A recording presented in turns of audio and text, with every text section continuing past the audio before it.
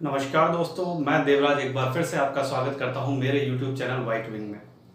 दोस्तों, last video में हमने बात की थी जॉर्जिया गाइडस्टोन पर। जॉर्जिया गाइडस्टोन पर पहला निर्देश जो लिखा हुआ है वो है दुनिया की जनसंख्या को 50 करोड़ पर मेंटेन करना।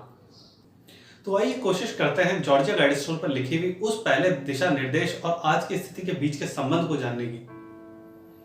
दोस्तों, जहां कोरोना के आने से पॉल्यूशन कम हुआ है, वहीं काफी चीजें साफ साफ नजर आने लगी हैं। इनमें जो सबसे बड़ी चीज हम देख पा रहे हैं वो है इस दुनिया में फैली हुई हर समस्या की जड़ है हम इंसानों की बढ़ती हुई आबादी। सन 1900 में जहां इस पूरी धरती पर सिर्फ 160 करोड़ लोग रह रहे थे, वहीं आज वर्तमान स्थिति की अगर बात करें तो लगभग 7 अरब 80 करोड़ लोग इस पे जीवन जीने के लिए संघर्ष कर रहे हैं। आबादी तो वक्त के साथ साथ बढ़ रही है, लेकिन संसाधनों का क्या? जहां पहले एक रोटी 2 लोगों में बट रही थी, अब वो 100 लोगों में बट रही है। एनिमल वेलफेयर बोर्ड के अनुसार जहां भारत में दूध का उत्पादन 14 करोड़ लीटर है, वहीं खपत की मात्रा है 64 करोड़ लीटर। न्यूज़पेपर और टीवी चैनल्स भरे हुए हैं इस तरह की मिलावट की खबरों से, लेकिन अगर आबादी यूं ही बढ़ती रही तो क्या ये कभी रुक पाएगा? आज लोग जरूरतमंदों की मदद करने की बात कर रहे हैं और करनी भी चाहिए। इस जीवन में किसी इंसान की मदद करने से बड़ा नेक काम और क्या हो सकता है? लेकिन सवाल उठता है कब तक? आखिर कब तक आप किसी की मदद कर सकते हैं? अगर कोई इंसान अपनी पूरी संपत्ति दान भी कर दे, तब भी क्या ये जरूरतें पूरी हो पाएगी? इस देश में 130 करोड़ जरूरतमंद हैं। आप नहीं थे तब भी ये जरूरतें यूं ही थी। आज आप जरूरतें पूरी कर रहे हैं तब भी यूं ही हैं, और कल जब आप इस दुनिया में नहीं होंगे तब भी ये जरूरतें यूं ही चलती रहेंगी। जरूरतमंदों को बांटो, लेकिन क्यों? आखिर जरूरतमंद खुद क्या कर रहा है? क्या उनका काम सिर्फ और सिर्फ जरूरतें बढ़ाते जाना है? अगर समर्थवान होते हुए भी आप किसी जरूरतमंद की मदद नहीं कर रहे हैं तो ये गलत है। लेकिन अगर आप समर्थवान नहीं हैं और किसी मासूम को इस दुनिया में लाकर उसकी जरूरतें पूरी नहीं कर रहे हैं तो ये पाप है। करोड़ों बच्चे कुपोषण का शिकार है, लाखों बच्चे भूख से मर रहे हैं, लेकिन उन्हें इस दुनिया में लाने वालों का क्या? उनसे कौन सवाल करेगा? देश की सरकारें पिछले 70 साल से सिर्फ गरीबी मिटाने के नाम पर चुनाव जीतती आ रही हैं, लेकिन जब तक आप 2 बच्चे वालों से टैक्स के रूप में उनकी मेहनत का पैसा लेकर 10 बच्चे वालों पर खर्च करते रहेंगे, ये जरूरतें कभी पूरी नहीं हो सकती। 135 करोड़ की आबादी वाले इस देश में मुट्ठी भर लोग टैक्स दे रहे हैं। एक पिता दुनिया से जाते वक्त अपने बच्चों को अपनी संपत्ति देकर जाता है, लेकिन वो पिता अपने बच्चों को क्या देगा जिसकी खुद की जरूरतें पूरी नहीं हो पा रही? आज 1 मांगने वाला था, कल 4 मांगने वाले होंगे। जिसकी खुद की जरूरतें पूरी नहीं हो पा रही है, वो क्या वो जी रहा है? जी नहीं, वो धीरे धीरे मर रहा है। आज खा रहा है, पी रहा है, इस उम्मीद में कि कल पता नहीं मिलेगा या नहीं। दोस्तों, कहते हैं कि एक शेर को भी जीवन जीने के लिए 100 वर्ग मील का एरिया चाहिए। हम इंसानों का क्या? जिनकी जरूरतें पूरी नहीं होती वो कभी अकेले नहीं होते, वो एक भीड़ के रूप में होते हैं, क्योंकि भीड़ में किसी की कोई पहचान नहीं होती, ना किसी का किसी के प्रति कोई दायित्व होता है। इतिहास गवाह है, भीड़ ने कभी किसी का भला नहीं किया, भीड़ ने किया है तो सिर्फ और सिर्फ विनाश। क्योंकि जब तक आप किसी का व्यक्तिगत दायित्व तय नहीं करेंगे, किसी का व्यक्तिगत दायित्व तय नहीं होगा, वो किसी का भला नहीं कर सकता। आज बड़ी संख्या में लोग मर रहे हैं, वो दुख की बात है, ऐसा नहीं होना चाहिए। लेकिन अगर दूसरी नजर से देखें, आपके पास 100 लोग हैं और बांटने के लिए 1 लाख रुपया, लेकिन अगर किसी भी कारण से 30 लोग नहीं रहते हैं तो वही 1 लाख रुपया बाकी बचे हुए लोगों में बटेगा। यही चीज हर चीज के लिए लागू होती है, चाहे वो रोजगार हो, भोजन हो, घर हो। क्या आपको कभी लगता है कि वर्तमान की जनसंख्या सिमट कर कई गुना कम हो सकती है? जनसंख्या कम करने के कई तरीके हैं, इसमें वॉर भी एक नाम आता है। फर्स्ट वर्ल्ड वॉर में जहां इस दुनिया में सरकारी आंकड़ों के अनुसार लगभग 3.5 करोड़ लोग मारे गए, वहीं सेकेंड वर्ल्ड वॉर में इस दुनिया में 7.5 करोड़ लोगों ने अपनी जान गंवाई। क्या वर्तमान में हम वर्ल्ड वॉर 3 में फंसे हुए हैं? वर्ल्ड वॉर 3, जिसके लिए कि दुनिया के रक्षा विशेषज्ञ कहते हैं कि वर्ल्ड वॉर 3 किसी भी मिसाइल, हथियार, गोला बारूद से नहीं लड़ी जाएगी। वर्ल्ड वॉर 3 लड़ी जाएगी बायोकेमिकल वेपन्स से। क्या हम आज उन्हीं का सामना कर रहे हैं? दुनिया की बड़ी बड़ी कंपनीज इस जनसंख्या को कम करने में लगी हुई है।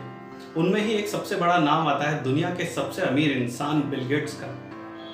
कहा जाता है कि बिल गेट्स ने अपनी संपत्ति दान कर दी है और बिल गेट्स ने ये संपत्ति दान की है अपने ही NGO Bill and Melinda Gates Foundation को। बिल गेट्स की वो संपत्ति जिसके लिए कि कहा जाता है कि अगर बिल गेट्स खुद अपना कोई देश बनाते हैं तो दुनिया में 30वें नंबर पर उनका देश होगा, वही संपत्ति उन्होंने अपने ही एनजीओ को दान कर दी है। सारी दुनिया जानती है कि एनजीओ का मतलब है टैक्स फ्री इनकम। जहां पहले उन्हें उस पैसे के लिए टैक्स देना पड़ रहा था, अब कोई टैक्स उन्हें नहीं देना है और इस पैसे का इस्तेमाल किया जा रहा है बायोटेक्नोलॉजी में, वैक्सीनेशन बनाने में।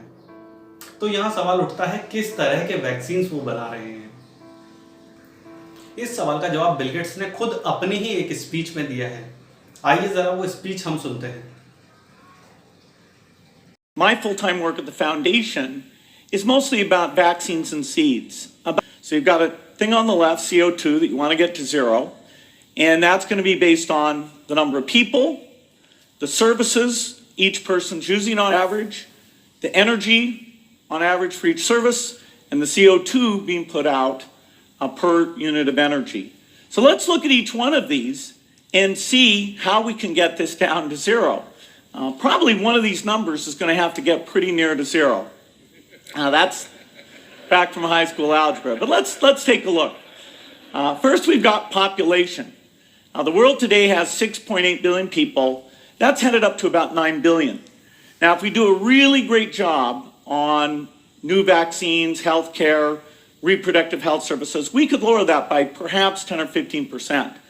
तो दोस्तों, जैसा कि आपने देखा और सुना, यहाँ बिल गेट्स ने दिया है CO2 कम करने का एक फॉर्मूला और ये फॉर्मूला है CO2 इक्वल्स टू पीपल, यानी कि जितने लोग धरती पर मौजूद हैं, मल्टीप्लाई बाय सर्विसेज, यानी कि जितनी सर्विसेज वो यूज़ कर रहे हैं, चाहे वो मशीनरी हो, व्हीकल्स हो, घर में AC चलाना, टीवी चलाना या किसी भी तरह की कोई भी सर्विस, मल्टीप्लाई बाय एनर्जी, जितनी ऊर्जा उसमें काम ली जा रही है, multiply by CO2 per unit, यानी कि जितनी कार्बन डाइऑक्साइड उससे निकल रही है, जितनी CO2 उससे प्रोड्यूस हो रही है। और इसको कम करने का सीधा सा तरीका उन्होंने बताया है आबादी को कम कर देना। इस वीडियो में बिल गेट्स ने वैक्सीनेशन के द्वारा रिप्रोडक्शन को कंट्रोल करने की बात कही है। 10 से 15% का डिफरेंस सिर्फ वैक्सीनेशन के द्वारा। If we do a really great job. कहानी सिर्फ इतनी ही नहीं है। बिल गेट्स ने लगभग $23 मिलियन का इन्वेस्ट किया है मोनसैंटो कंपनी में। मोनसैंटो एक एग्रीकल्चर सीड्स बनाने वाली कंपनी है। ये 2 कारणों से हुई है। पहला, GMO प्रोडक्ट्स को बढ़ाना और दूसरा, मधुमक्खियों की जनसंख्या को कम करना। मोनसैंटो कंपनी की स्थापना 1901 में हुई।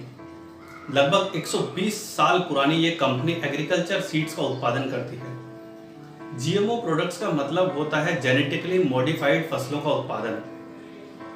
इन फसलों की खासियत ये होती है कि इनसे पैदा होने वाले बीज को दोबारा फसलों के रूप में काम नहीं लिया जा सकता। इनकी पहचान होना हमारे लिए बहुत ज़रूरी है क्योंकि ये शरीर के लिए बहुत ही घातक होते हैं। GMO प्रोडक्ट्स पर 5 डिजिट का एक कोड होता है जो कि 8 नंबर से स्टार्ट होता है। इस कंपनी का विवादों से हमेशा ही नाता रहा है। 1990 के अंत और 2000 के शुरुआत में आंध्र प्रदेश में इसको लेकर काफ़ी बवाल हुआ था। उस वक्त किसानों ने काफ़ी बड़ी मात्रा में सुसाइड किया था और कारण बताया गया कंपनी के द्वारा प्रोवाइड किए गए बीजों की खराब क्वालिटी। इस पर स्टेट गवर्नमेंट ने मोनसैंटो कंपनी पर 4.5 करोड़ का मुआवजा देने के लिए कहा, लेकिन कंपनी ने इसके लिए साफ मना कर दिया। इस कारण से आंध्र प्रदेश गवर्नमेंट ने कंपनी पर प्रतिबंध लगा दिया। अब बात करते हैं बिल गेट्स और मोनसैंटो कंपनी के बीच हुई इस बिजनेस डील के दूसरे अहम पॉइंट की, मधुमक्खियों को मारना। सुनने में थोड़ा अजीब लगता है कि सिर्फ मधुमक्खियों को मारने के लिए इतनी बड़ी बिजनेस डील होना, लेकिन अल्बर्ट आइंस्टाइन ने कहा था कि अगर इस दुनिया से मधुमक्खियां खत्म हो गई तो अगले 4 साल में इस धरती से पेड़ पौधों, फसलों, सबका नामो निशान खत्म हो जाएगा। और अगर ऐसा हुआ तो इंसान भी अगले 4 साल में खत्म हो जाएंगे। मधुमक्खियां हर साल पूरी दुनिया की इकोनॉमी में $265 बिलियन का कंट्रीब्यूशन देती हैं। अकेले मधुमक्खियों की वजह से 100 में से 80 फसलों में परागण की क्रिया होती है, यानी कि अंडों को एक पौधे से दूसरे पौधे तक ले जाकर उनको पनपने में मदद करना। अकेले यूरोप में 1985 के बाद 25% मधुमक्खियां खत्म हो गई हैं। अमेरिका की अगर बात करें तो 2006 के बाद मधुमक्खियों की संख्या में लगभग 40% की गिरावट आई है। वहीं यूके में 2010 के बाद ये आंकड़ा 45% को भी क्रॉस कर गया है। मधुमक्खियों के मरने का सबसे बड़ा कारण है पेस्टिसाइड का अंधाधुंध उपयोग। मधुमक्खियों के ना रहने से हमें फूड क्राइसिस का सामना करना पड़ेगा। दुनिया के कई देशों में इसके खिलाफ प्रोटेस्ट किए जा रहे हैं, लेकिन हमारे इस देश में किसी को इस चीज की खबर ही नहीं है। सवाल ये उठता है कि जानकर भी क्या, आखिर क्या कर लेंगे हम। दोस्तों, हर बार कुछ कर दिखाना जरूरी नहीं होता। रूल्स एक रात में बदल जाते हैं, करेंसी एक रात में बंद हो जाती है। जहां हम कुछ कर नहीं सकते, उन चीजों को एक्सेप्ट करके उनके लिए खुद को तैयार रखना चाहिए। प्लान बी हमेशा लाइफ में रेडी रहना चाहिए। दोस्तों, कोरोना के बाद दुनिया पहले जैसी बिल्कुल नहीं रहेगी। अगर आपको लग रहा है कि लॉकडाउन ओपन होने के बाद आप अपना वही डेली रूटीन फिर से शुरू कर देंगे, तो शायद आप गलतफहमी में हैं, क्योंकि दुनिया पूरी तरह से बदलने वाली है। लॉकडाउन का ये वक्त हमारे लिए अभिशाप भी बन सकता है और एक वरदान भी साबित हो सकता है। डिपेंड इस बात पर करता है कि हम इसे कैसे यूज कर सकते हैं। हम इसे म्यूजिक सुनकर यूज करते हैं, मूवी देखकर यूज करते हैं, दोस्तों से गप्पे लड़ा के यूज करते हैं, या फ्यूचर की प्रॉब्लम्स के लिए खुद को तैयार करने में यूज करते हैं। दोस्तों, एक बात तो तय है कि जैसे हम आज हैं वैसे आने वाले वक्त में सरवाइव नहीं कर सकते। इसके लिए हमें खुद को बदलना होगा। दोस्तों, अब सिर्फ मोटिवेशन से काम नहीं चलेगा। पहले जहां कहा जाता था कि मछली को पेड़ पर चढ़ने के लिए नहीं कहा जाता, लेकिन आज सिचुएशन ये हो गई है कि जिस तालाब में ये मछली रह रही है वो तालाब ही सूख गया है। तो इस मछली को अपना रूप बदलना होगा, मछली को मगरमच्छ बनना होगा, तभी ये सरवाइव कर सकती है। तो ऐसी कौन सी स्किल्स हैं जिनको सीखकर आप अपने आप को तैयार कर सकते हैं आने वाले वक्त के लिए। बने रहिए हमारे साथ, क्योंकि हम लेकर आ रहे हैं आपके लिए ऐसी ही कुछ बेहतरीन स्किल्स जो आपको फ्यूचर के लिए तैयार करेंगी, आपको आने वाली प्रॉब्लम से लड़ने में मदद करेंगी। क्योंकि एक बात तय है दोस्तों, अब दुनिया बदलने वाली है।